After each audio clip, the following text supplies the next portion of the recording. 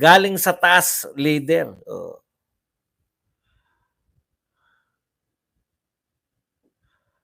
Hata lang, hindi nakasubaybay balita, Boss Badong. Kaya nga gumagawa ng yan, yung tao na yan, wala talaga yan eh. Yung balita, ipopost niya lang tapos doon lang siya magre-react. Dapat aralin niyo muna yung mga binabalita niyo. Taas konti ng level kasi hindi ka naman nagpapanggap na tambay. Marami sa inyo yung ang katulad yung mukhang hindi naliligo. Okay lang siya magsalita ng kung ano-ano eh. Paliligo nga hindi. Pero mo pumunta kita mo kung gaano kabobo yung tao na yun. Alam mong Duterte, yung mga nagpunta po ng mga BBM vlogger, alam nyo po nakakahiya kayo kasi patay gutom kayo. Yung mga nagpunta doon sa EDSA, patay gutom kayo. Patay gutom kayo sa views. Yun po yung ibig sabihin nun.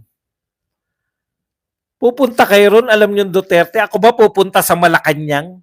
Pag may mga light, ano lang yun Christmas light pagsisindi lang ng Christmas light. Hindi political yun. Sa tingin nyo ba pupunta kami doon sa Malacanang?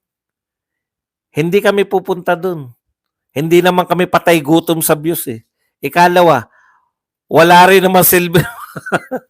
Kung views ang hanap namin, walang walang manunood sa amin. Sa event ng Malacanang, may manunood sa'yo.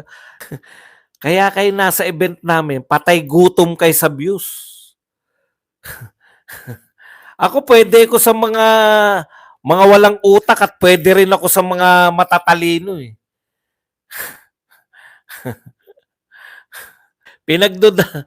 Pinagdudahan mo si Tunying. Hindi lumabas katawa-tawa. Tama si Tunying. Sino nagtama pa kay Tunying? Tinama pa siya ng presidente ng Pilipinas. Hindi. Tama yan para masaktan yung mga nagkukunwaring matalino. Saktan natin yan. Expose natin. Katulad ng pag-expose na ginagawa ni sino yun? Si Attorney Topacio kay Luis Tro. Sabi ni Topacio, mukha ka lang magaling, may binabasa ka eh. Yun na po na ko yun eh. Siya lang po ang tanging abogado na scripted. Binabasa mo lang mga tinatanong mo. Ginagalingan mo lang yung diction. Yung mga maliliit na channel, wag na natin yan. Hindi ko nga pinapangalanan yung mga nagpunta ron sa EDSA eh. Dahil mga patay gutom na nga. Sa views eh. Huwag kayong papalag. Mukhang tae pala kayo. Kumbaga handaan niya ng mga Duterte. Pipila kayo. Ito po. Paliwanag ko po Merry Christmas. Nakasabit po to sa Christmas tree ng mga PDL. Doon po sa BJMP. Mga babae po to. Ngayon, nananawagan po sila kasi wala silang mga dalaw, walang dumadalaw para maging masaya naman daw sila sa Pasko. Ano yung mga kagustuhan nila? O baka meron po sa inyo na gustong akuin tong mga to.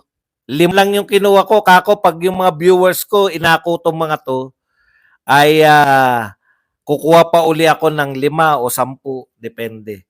Ito, katulad nito, perfume for women and makeup set. O, yun lang po ang gusto nila matanggap ngayong Pasko. May mga code po yan. Ayan. So, parang magmamain-main lang tayo dito. Pwede nyo pang akuin for details. Kung gusto nyo pong magpadala sa kanila, ibibigay ko po yung address ng SMNI. Hindi po na sa akin para tapos kung gusto nyo po na wala kayong time na kayo mismo yung bumili ng perfume for women and makeup kit set. Yan lang po gusto nila. Gusto naman nila siguro ng Pasko na makapag-ayos sila. Yung iba naman po, laro ng anak nila. O, ito po. Ang ganda, sabi ko, ang galing naman ng naisip nito nila Pastor ng KOJC tsaka ng SMNI para makatulong rin lang po tayo. Ito naman po, ano ba gusto niya? Makeup set and chocolates. O yan lang po gusto nila, oh. Makeup set and chocolates. So kinukuha po yung number nila ng PDL. Ayan, pwede po kayong makatulong niyan. I-ano nyo lang, mag-message lang po kayo diyan kung gusto nyo. Sabihin nyo kung ano yung mind nyo. Ito naman po, dollhouse and toy car for my kids. Dollhouse, ireregalo niya kahit PDL siya, gusto niya regaluhan yung kanyang anak ng dollhouse. At ano yan? Toy cars. Ayan.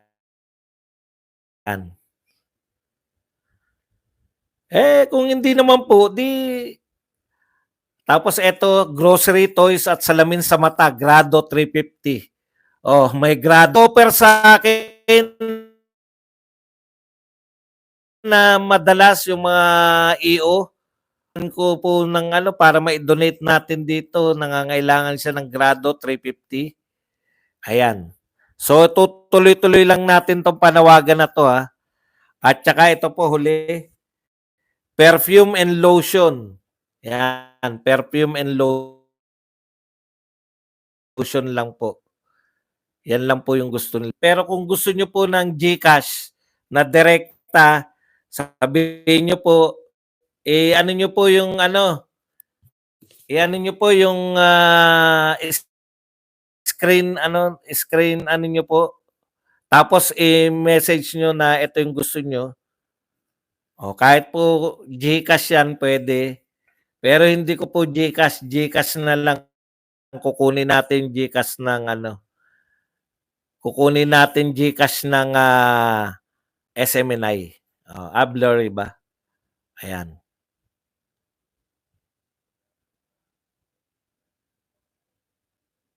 Tumbling. Ayan. So, ayusin ko po sa susunod. O kaya magbibigay po sa comment section po. Sasagutin natin sa comment section pati po yung mga nag-mine kayo. Ayan, tignan nyo. Ayan. So, natuwa po akong galing. Kailan ka ulit punta na EDSA? Ayan. Okay, yan po So, maraming salamat po sa tutulong. Pag wala pong tutulong, siguro minsan gawin natin isang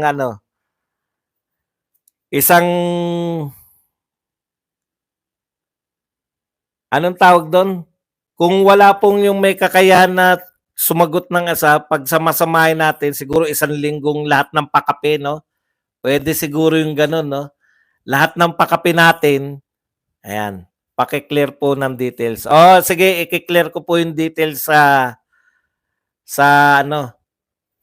comment section na lang, ihabol ko Habol nyo po sa comment section. Okay. O kaya yung mga pakape ng isang linggo natin, di ba? Tapos baka mabili na natin to lahat. Ayan. Natuwa ako kasi kakaiba ba, di ba? Hindi yung katulad ng penge o magbigay lang kayo kahit na walang intention pa kung kanino mapupunta. Ito po, punta ka mamaya sa EDSA, boss. Ano ba meron sa EDSA? Mamaya, yung usual na Friday group. Teka, titignan natin. Mambobobo ka, hindi ka nababasa ng mga viewers. Boss Bats, may single moms ba dyan? Magdo-donate ako. Sobra naman kayo. Paano natin malalaman mga PDL na babae to? Boss Bats, wala po talagang Mary Grace Piatos. Yan po ay isang alias para di matukoy ng mga makakaliwang grupo. Di ba? Tsaka hindi nga po talaga dapat pinag-uusapan Kaya kung stricto lang si BP Sara, baka may makasuhan pa diyan sa mga taga-COA na yan. Tama ka, Boss Bad, si Jared 20K views lang sa 8 hours, pero sa Duterte vlogger sobrang 100K views. 2 hours, kulela talaga sa grupo ni Jared sa views. Binanatan ni Katunying mga BBM vloggers kanina. Hindi ko pa napapanood, pero sa pakiwari ko, putya, sa lahat naman ng supporter ni BBM, kayo pa yung ayaw nyong masunod yung Pangulo. Di ba kayo, ano no, grabe no, nakakaawa din si BBM. Hindi po ako naawa, kaya manatili siya dapat, no? O iboto natin ang kanyang mga kandidato. Hindi po ganun eh. Naawa ko kasi maski yung mga vlogger niya, hindi naniniwala sa kanya. Alam niyo yun? Sinabi niya ng ayaw niya ng impeachment kay BP Sara, pero yung mga vlogger niya, gusto ma-impeach si BP Sara. Hindi kasi nila naunawaan. Si BBM kasi, nagmumula yun sa experience nila ng mga Marcos. Napalayas na sila sa Malacanang. Yun ang hindi naunawaan ng mga yun ang hindi naunawaan ng mga nung mga anong tawag doon?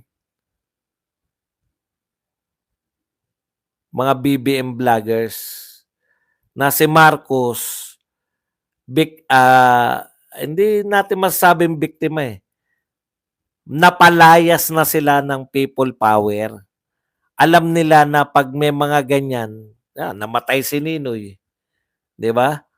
Ngayon, i-impeach nyo yung pinaka-popular na kandidato pagka-pangulo. Parang pinupukpok nyo si Marcos sa ulo. Yung pamilya Marcos, pinupukpok nyo sa ulo. Mas importante sa kanila kasi yung ambisyon ni Martin eh. Nababasa namin ang katangahan mo dito. Yan. Margas World. Mga vloggers, ibang kasama sa gobyerno, tigit sa lahat pinsan niya, di man nire-recognize ang kanyang leadership. Correct. Sir, sabi nila pag upo ni Sara, probinsya na tayo ng China. Sinabi rin nila kay Digong yan. Dapat pala tayong magpasalamat kay Tunying. Hindi ko po maintindihan kung ano po yung gusto nyo sabihin. Bakit tayo magpapasalamat kay Tunying? Wala naman nagawa sa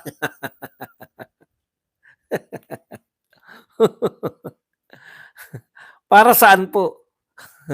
Si Tunying ba ang nag-utos sa Iglesia ni Cristo na mag-rally? Pag siya po nag-utos, pasalamat tayo sa kanya. Pero hindi ko po maiisip na hindi ko po naisip na may ganun siyang kapangyarihan sa liderato ng Iglesia ni Cristo. Bakit tayo magpapasalamat dun? Ano ba nagawa niya sa mga Duterte? Kayo naman, dali yung mapaikot eh. Ang ginagawa niya nga, pinapabango niya nga si Marcos eh, di ba? Binibigyan niya ng option na tablahin yung pinsan. Yun yung meaning no, yung sinasabi ni na Mr. President, kinakailangan nyo magsalita laban dyan sa mga anomalya ng mga congressman at senador. Sino ba maapektuhan pag nagsalita? Di yung pinsan. Ngayong hindi nagsasalita sa anomalya. May follow-up ba siya na konsentidor si BBM? Wala naman eh. Walang po pwedeng utos sa amin na mag-rally kundi ang tagapamahala, ang ka Eduardo Manalo. Eto, Tess. Total, ikaw iglesia ka, di ba? Ibig sabihin, yung sinasabing tagubilin ni Jean, ano ba yun si Jean? Pastor, ano ba yan? Ministro? O pangkaraniwang Hindi ko alam eh. Yung ba sinasabi ni Jean na tagubilin, yung sinabi niya, pag sinabi bang tagubilin, galing yun sa taas? O galing lang sa utak ni Jean? Kasi pinagdududahan hanggang ngayon ni Bokbok eh. Galing po mismo kay Eduardo po pag sinabing tagubilin. Oh, kita nyo? Galing pala sa kataas-taasan yun. Ma'am Tess. Yes, Boss Bas, galing sa taas yan. Hindi pwede magbigay ng tagubilin ng karaniwang kapatid.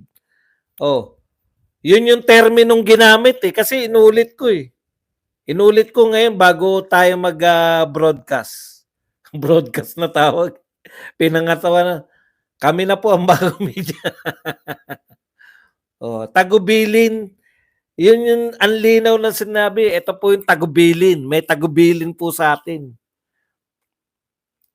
Ano po ba bagong sinabi ni Gadon ng mabanata natin mamaya? Lagi ko pong binabanatan yan. Ano po ang bagong sinabi? Meron ba? Banata natin. EDSA vlogger pala, hindi people power yan. Tirada ni Gadon. EDSA vlogger pala, hindi people power.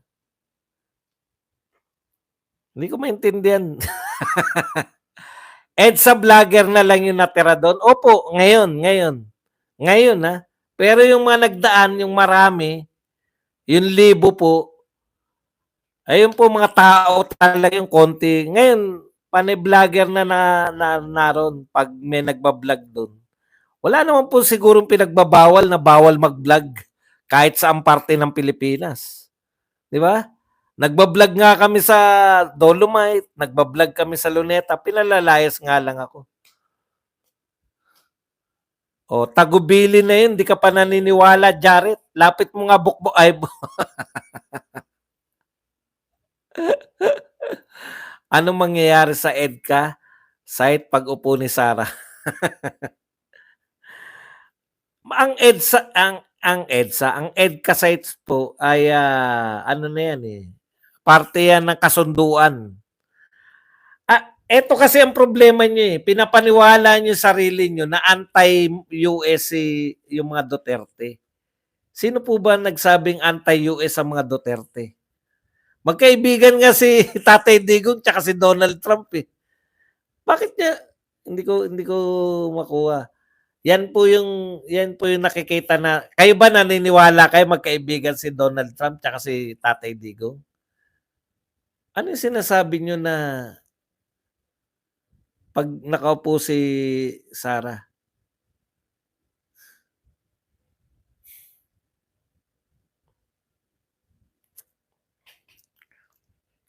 Kuya yan si Aimee Tolentino at Taberna ang nagkakaparehas ng hilatsa. Pakitanong boss, bakit sila nag-focus sa 125 million confidential funds samantalang PhilHealth 90 billion pinakikialaman sana napuntang budget?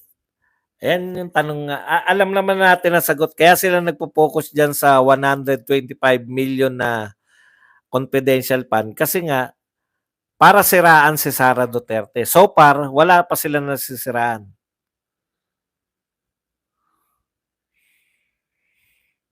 Hindi po tayo anti-US. Kahit po panahon ni Duterte, hindi po tayo anti-US.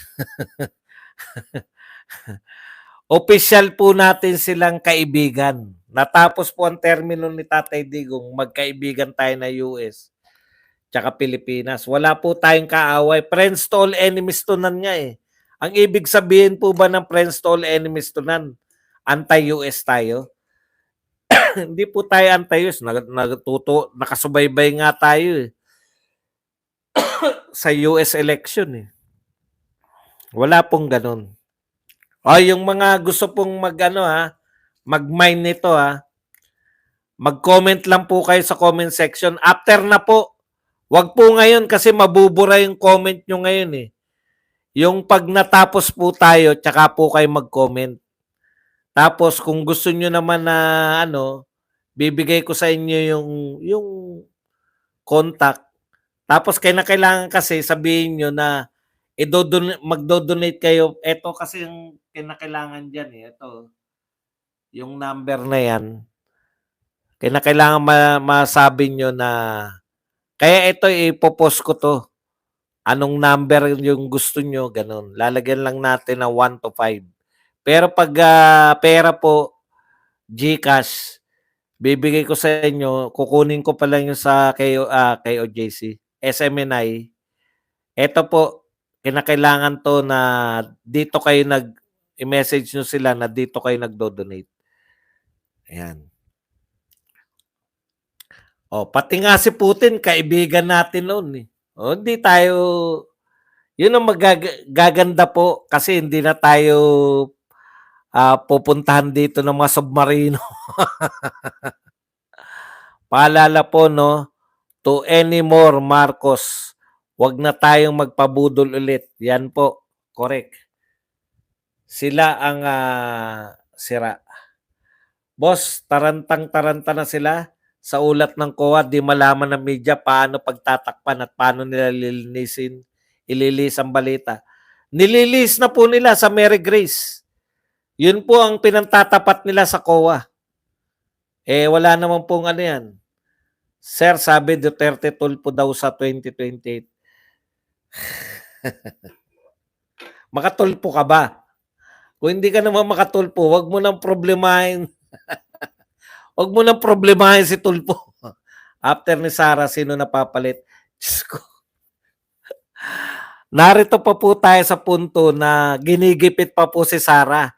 Ikaw after na ni Sara. Isa-isang laban lang.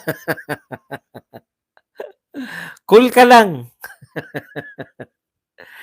Enjoy muna natin tong laban. Mairaos muna natin na makatakbo si BP Sara sa 2028. So,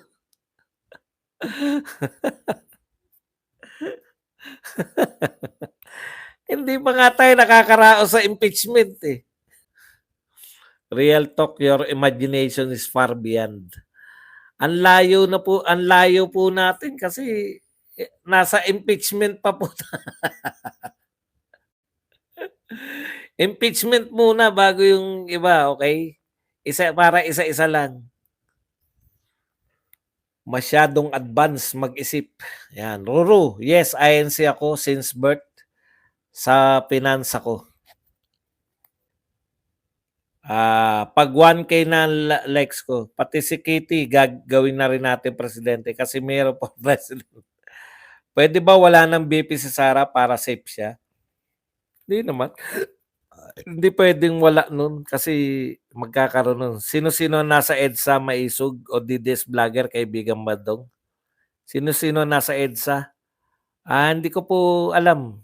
Hindi pa po ako nagbubungkal. Importante tong 2025, sabi ni David, correct. Boss, ano masabi nyo sa adik na pare na pumunta sa hearing ng EJK? Nandun din kasama ni Dilima sa pag-file ng impeachment.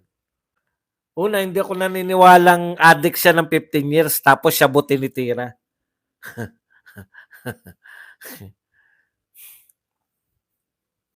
Diskarte ng Dilawan na i-eliminate Duterte first then PBBM, mas madali ang tanggalin ng Marcos. Sana may sulong ang federalism para pwedeng makatakbo ulit si Sara. Alam niyo po, nasa impeachment po tayo, may mga totoong kaso po to, no? Hindi po yung automatic. Alam niyo maganda na rin yung naganap yung EDSA Shrine. Ako sa totoo, kasi ang dami po dito. Bakit hindi pa kayo manawagan ng EDSA? Bakit hindi pa kayo magtuloy doon? Kung ano-ano pa ginagawa nyo. Di ba? Madalas ko na ano yung pag may mga pagtitipon, wala yan, manawagan na kayo ng bagsak na, EDSA na kayo. At least ngayon nawala na. Nawala na yung nananawagan nun. Kasi sa totoo po, talaga, hindi po ganun kadali. Sabi ko nga doon, kung napanood nyo yung assessment namin, dami kasi nagsabi na hindi raw tagumpay. Hindi naman sa hindi tagumpay, pero may mga kulang eh. Di ba? Kulang ng yung mabiyak yung oligarko. Kasi sa dalawang EDSA revolution, nabiyak talaga yung oligarko. May mga kumampi sa mga nanalo. Ikalawa, yung nabiyak yung military, may bumaliktad. Ikatlo, yung ano ba ikatlo? Oh, yun po yun, eh. Kaya private daw EDSA Shrine. Sir, public property ba EDSA Shrine? Siguro private yun. Hindi naman po importante yung private at public, eh. 'Pag 1,000,000 po ang tao mo, wala pong private na dun. Ookupahan mo nga yung kalsada, eh, 'di ba? Eh, yan public. Wala na pong usapin dun. Ang usapin diyan yung may tao. Ayun, yung oligarchs kasi importante kasi yan yung magpapasimula, eh, 'di ba? Halimbawa, yung mga lahat ng kumpanya, kunwari ako may-ari ako ng Alaska, "Oh, tigil mo na lahat ng trabaho sa Alaska, ah. Yung mga nagpapagatas diyan, yung mga nanggagatas diyan, sama kayo lahat sa rally." Gano'n 'yun, eh. May initial ka kaagad, mag-uusap-usap lang 'yun, eh, tsaka na yung tao darating na lang. Boto natin lahat ang inendorso ni Tatay Digong, correct. Boto po natin si Marcoleta, si Pastor Kibuloy. Ang galing 'no, simpleng-simple. Ako natutuwa ako yung mga ano, eh, yung mga ginagawa ni Pastor Kibuloy na magtatanim kahit wala pong ano, walang gaano. Kaya nga sabi ko dapat nakikitanim din tayo. Mga miyembro ng union sumasama rin sa rally sa sumama-sama rin. Correct. Basta kapag rally ng INC, sabay-sabay na lahat. Puwede po kayo sumama. Liha ko. Hindi yung sinsil, yung